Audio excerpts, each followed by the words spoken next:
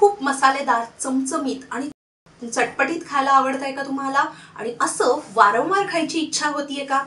पोटाच्या तक्रारी आहेत, ऍसिडिटी, कॉन्स्टिपेशन आहे, पित्ताची गोळी घेत आहात आणि तरीही तुम्हाला रिलीफ नाहीये, वारंवार पित्ताची गोळी घ्यायला लागत आहे. लहान मुलांमध्ये पोटाच्या तक्रारी आहेत आणि त्यांची चिडचिड वाढलेली आहे. हा असा त्रास तुम्हाला किंवा तुमच्या घरामधल्या कोणत्या व्यक्तीला जर होत असेल तर हा कोणतंही साधं लक्षण नाहीये, कॉमन लक्षण नाहीये. वारंवार जर तुम्हाला हा त्रास होत असेल तर हा भविष्यात येणाऱ्या मोठ्या आजाराची सुरुवात असू शकते. याच सर्व त्रासांवर आज आपण होमिओपॅथीमध्ये एक महत्वपूर्ण एक मेडिसिन आहे ते आपण आज चर्चा करणार आहोत. आपण जर पहिल्यांदाच आमचा व्हिडिओ बघत असाल तर आमच्या चॅनलला नक्की लाईक आणि सबस्क्राईब करा आणि जास्तीत जास्त जणांपर्यंत हा व्हिडिओ शेअर करा. बेल आयकॉन क्लिक करायला विसरू नका. मी डॉक्टर प्रियांका बर्गे माझ्या होमिओपॅथिक चॅनलमध्ये आपल्या सर्वांचं स्वागत करत आहे. बऱ्याच पेशंट्समध्ये आम्हाला कमेंट करून ह्या त्रासाबाबतीत एक मेडिसिन विचारलं जात होतं की डॉक्टर अशा कोणत्या त्रासांवर होमिओपॅथीमध्ये काही औषध आहे का? तर हो, नक्कीच. कारण हे खूप कॉमन सिम्पटम्स आहेत. आपल्या डे टू डे लाईफमध्ये आपल्याला किंवा आपल्या आजूबाजूच्या व्यक्तींमध्ये तुम्हाला हे बघायला मिळतात. तर याच मेडिसिनच्या बाबतीत आज आपण सर्व चर्चा करणार आहोत. हे औषध कसं घ्यायचं, कशा पद्धतीनं घ्यायचं हे आम्ही व्हिडिओच्या शेवटपर्यंत सांगणार आहोत. सो व्हिडिओ स्किप न करता आपण शेवटपर्यंत बघा. आपण जर फ्री कन्सल्टेशनसाठी आमच्या चॅनलला नक्की सबस्क्राईब करा. आणि हे मॅजिक मेडिसिन आहे नक्सोमिका 30. आता हे नक्सोमिका 30 तुम्ही का घ्यायला पाहिजे? जर तुम्हाला सकाळी उठल्यानंतर आंबट गुळण्या येतात, सकाळी तोंडाची चव कडवड झालेली आहे, बरेच आपण आपल्या आजूबाजूला लोक बघतो बघा की सकाळी तुम्ही ते तोंडात बोट घालून उलटी करायचा प्रयत्न करतात. त्यांचं असं म्हणणं असतं की आम्हाला उलटी केल्याशिवाय आम्हाला रिलीफ नाही वाटत, भडभड उलटी करताना दिसतात. तर अशा कंडिशन्समध्ये हे मेडिसिन चांगल्या पद्धतीनं सूट होतं.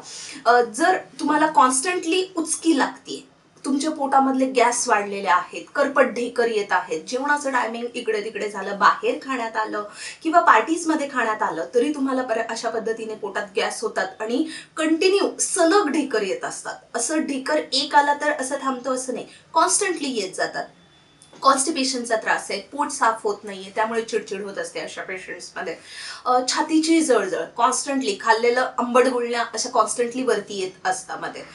झोप तुमची डिस्टर्ब आहे आणि बरेच जण बघतात नाईट ड्युटी करतोय आणि दुसऱ्या दिवशी ऍसिडिटीचा त्रास झाला, अशा कंडिशनमध्ये छान सूट होणार आहे.